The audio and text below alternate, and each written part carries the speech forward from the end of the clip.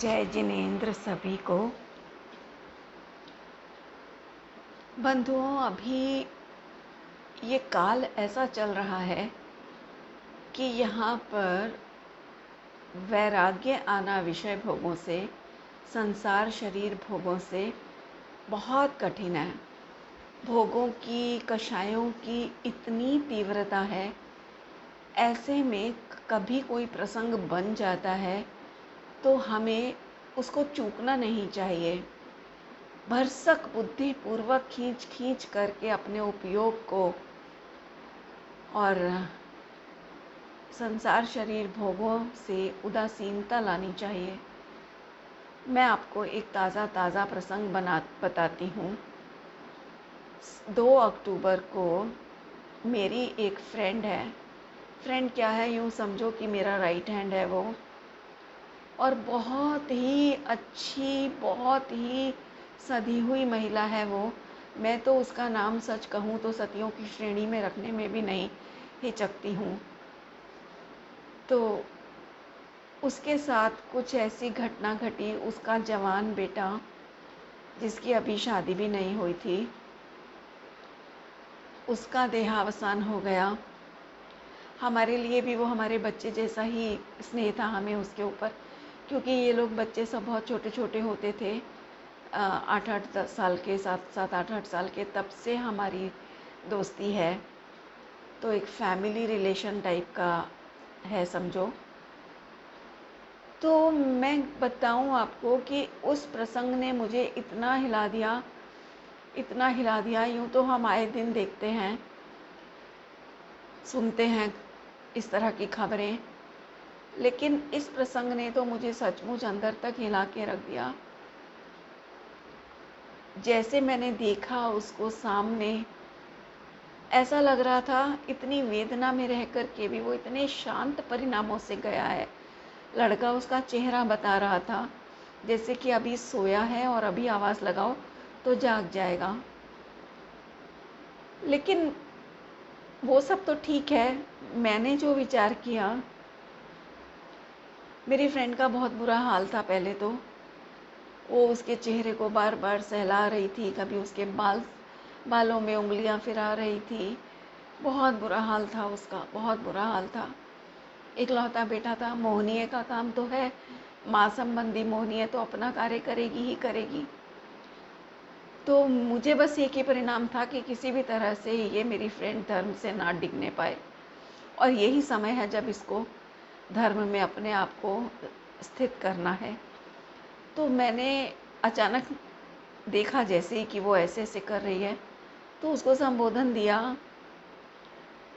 क्योंकि जितनी भी भीड़ थी वहाँ सारे ही लोग विकथाएं करने वाले थे और ज़्यादा रुलाने वाले थे। मोहनी में वृद्धि हो, इस तरह के बातें करने वाले लोग थे। ऐसे में उसका संभालना बहुत मुश्किल था। मेरी एक और फ्रेंड है यहाँ पर, वो भी बहुत तत्वरुचिवंत, बहुत ज़्यादा आध्यात्मिक रुचि की महिला है।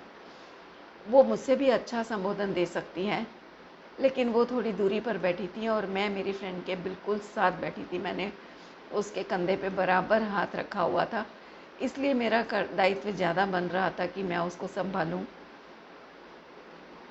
तो उसकी ये हालत देखकर मुझे पहले तो रामचंद्र जी याद आए, और मैंने उसको बोला कि क्यों तुम रामचंद्र जी वाली हालत कर रही हो, जैसे वो 6 महीने तक लक्ष्मण के मृत शरीर को उठाए घूम रहे थे। फिर मुझे ऐसा लगा कि ये जीव यहाँ से निकल के कहीं और जन्म भी ले चुका है, अन्य शरीर धारण कर चुका है, और अब इसको यहाँ की कुछ भी याद नहीं होगी। अब ये उस पर्याय में मस्त हो गया होगा। पता नहीं मनुष्य में गया या देव में गया, पर ये तो निश्चित है इन दोनों के अलावा वो कहीं और नहीं जा सकता। जैसा वो बच्चा था, मैं उसको बहुत अच्छे से जानती हूँ। तो अगर मनुष्य भी हुआ तो अभी तो उसे कोई समझ ही नहीं होगी, गर्भ में होगा। देव हुआ होगा तो उठ करके खड़ा भी हो करके यंग हो चुका होगा। यंग ही, यहाँ तो युवा ही पैदा होते हैं उपपाद शैया पर। तो भी उसे कुछ याद नहीं होगा, वहाँ मस्त हो गया होगा।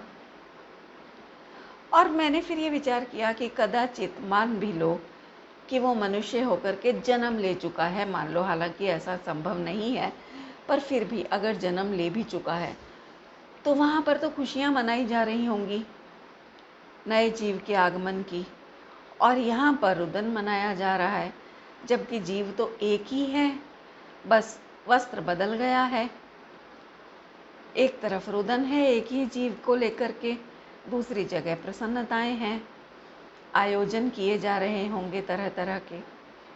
तो ये सब देख कर के ना मन बहुत विरक्त हुआ। हालांकि आज कितने दिन हो गए, आज 9 तारीख हो गई ना, 7 दिन हो गए हैं इस घटना को। उसके बाद भी मन है ना अभी तक उन यादों से निकला नहीं है। तो मुझे लगा ये अपना एक संस्मरण मैं ज़रूर आप सबके साथ शेयर करूं, क्योंकि पता नहीं कब किसका आयु बंध का समय चल रहा हो, और ऐसे में अगर हम सच्चे तत्व विचार पूर्वक वैराग्य हम जगाते हैं अपने अंदर, तो निश्चित रूप से हमारी सद्गति का ही बंध होगा। इसलिए मुझे ये परिणाम हुआ कि मैं अपनी बात सबके सामने पेश करूं। हालांकि मेरा भी स्वास्थ्य ठीक नहीं चल रहा है, इसीलिए इतनी लेट भी हो गई बनाने में। कुछ कितने ही परिणाम जो आए थे उस समय विशुद्धि के, वो सब इस समय मेरी स्मृति में भी नहीं है। जो कुछ स्मृति में है वही बोल रही हूँ कि यहाँ से गया जीव, यहाँ रुदन, और वहाँ जहाँ गया वहाँ पर प्रसन्नताएं। क्या अंतर आ गया। जैसे एक बच्चा भी हमारा पढ़ने के लिए विदेश चला जाता है तो हम नहीं रोते हैं, बल्कि खुशी खुशी उसको विदा करते हैं, क्योंकि उसकी उन्नति के लक्ष्य से। और हमें ये आश्वासन भी होता है, हमें पता होता है कि वो कहाँ है इस समय, और हम कभी भी उससे फ़ोन पर बात कर सकते हैं, आना जाना रहता है, तो वहाँ ये तसल्ली होती है हमें। लेकिन यहाँ चिर वियोग है इस पर्याय का, इसलिए ये धैर्य हम नहीं रख पाते, और इसीलिए रुदन आता है। हमें लगता है चला गया, बस मर गया वो जीव। ऐसा नहीं है, ये शरीर अभी भी जड़ है। इस शरीर में रहने मतलब जो अभी चलता फिरता हंसता बोलता शरीर दिख रहा है ना, ये अभी भी वास्तव में मुर्दा ही तो है। क्या फ़र्क पड़ गया उस शरीर में और अभी जो हमारे संयोग में शरीर है इसमें? सिर्फ इतना कि अभी इसके अंदर हम चेतन विद्यमान हैं, और उस शरीर में से वो चेतन आत्मा निकल गया। पूरा शरीर ज्यों का त्यों सुरक्षित साबुत, एक अंग भी, यहाँ तक कि बाल का भी एक रोम भी तो अभाव रूप नहीं हुआ चेतन के जाने से। पूरा का पूरा शरीर है, आंखें हैं, नाक है, मुंह है, कान है, सब कुछ इंद्रियां जो कि त्यों सुरक्षित हैं। पर पहले उसको उसके चेतन के रहते उसको जरा भी टच करो, उसको लग जाए कहीं सुई चुभो तो उसको एकदम चीखता था। लेकिन अब उसको अर्थी पे टाइट बांधा जा रहा था। उसके सामने बैठ कर के सब रुदन मचा रहे थे, उसे कुछ पता नहीं था, बेखबर था सबसे। इस चीज़ से भेद ज्ञान आना चाहिए। देखो, अब भी इसी शरीर को मुर्दा के रूप में देखने की आदत डालनी है हमको, कि ये शरीर अभी भी मृत है, इसमें चेतना नहीं है। चेतन हम हैं। ये जितनी उछल कूद हो रही है ना, ये सब चेतन कर रहा है।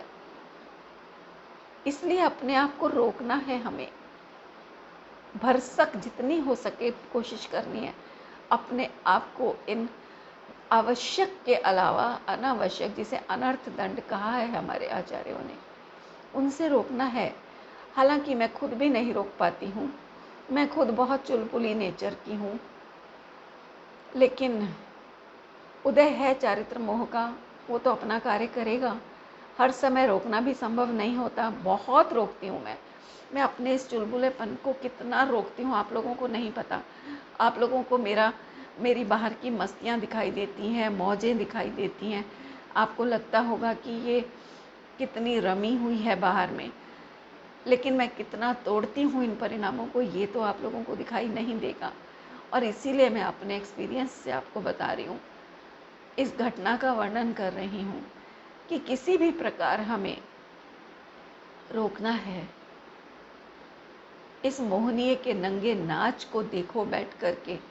ये जो रुदन मचाती आती है ना, ये परिणाम जो रोता हुआ आता है, जिसको देख देख करके हम रोने लग जाते हैं, एक टीयर गैस की तरह से है। जैसे टीयर गैस जब पुलिस छोड़ती है तो सामने वाले की आंखों से आंसू बहने लग जाते हैं। तो वास्तव में वो जो आंसू आ रहे हैं वो नहीं रो रहा होता है, वो आंसू आना मतलब टीयर गैस का प्रभाव है वो। उसी प्रकार यहाँ जब हम रोते हैं, हमारी आंखों से झरझर झरझर झरने बहते हैं आंसुओं के, मन दुखी होता हुआ दिखाई देता है, आवाज़ रूंध जाती है।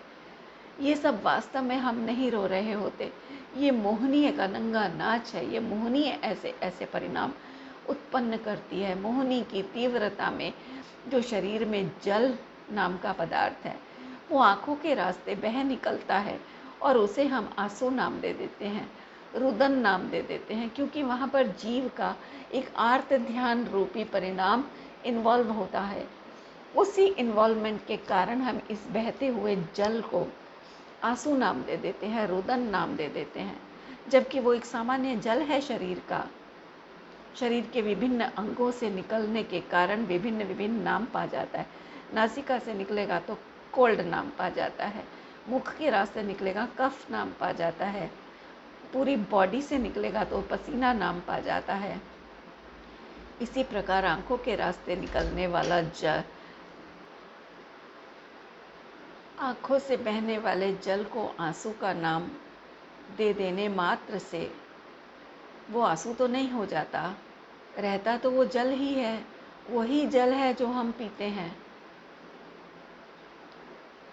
तो बंधुओं, हमें अब क्या करना है? इस मोहनीय के नंगे नाच को देखना है। बस अपनी चेतना को जागृत रखना है, तभी देख पाएंगे इस मोहनीय के इस स्वांग को। समय सार जी में कहा है ना, स्वांग कितना सुंदर शब्द है। देखो, स्वांग के भी दो अर्थ निकलते हैं, एक तो नाटक के रूप में स्वांग, और एक इसको संधि विच्छेद करें तो स्व प्लस अंग, ये होता है स्वांग, मिलकर के बन जाता है। तो इसका मतलब क्या हुआ? स्व माने अपना, अंग माने अपना अंग। तो अपना अंग देखो, इसमें भी दो दो देखो, एक तरफ तो मोहनीय का नाटक देखो, दूसरी तरफ अपना अंग चैतन्य जो चिन्मयता वर्त रही है वो मेरा अंग है, उसको अपने पने से देखना है। देखने की कीमत नहीं है बंधुओं, संसार में कीमत है अपनेपन से देखने की। जानने की कीमत उतनी नहीं है जितनी अपनेपन से जानने की कीमत है। अपनापन ही वैल्यूएबल है। इसीलिए हमारे आचार्यों ने कहा है कि अपनापन अपने में स्थापित करो। उस स्थापना का नाम है सम्यक दर्शन, और किसी का नाम सम्यक दर्शन नहीं है। ये स्थापना करोगे तो आनंद के पीछे भागते हो, आनंद तो अपने आप आएगा। अरे स्थापना तो करो, बिना स्थापना के आनंद कैसे आ सकता है?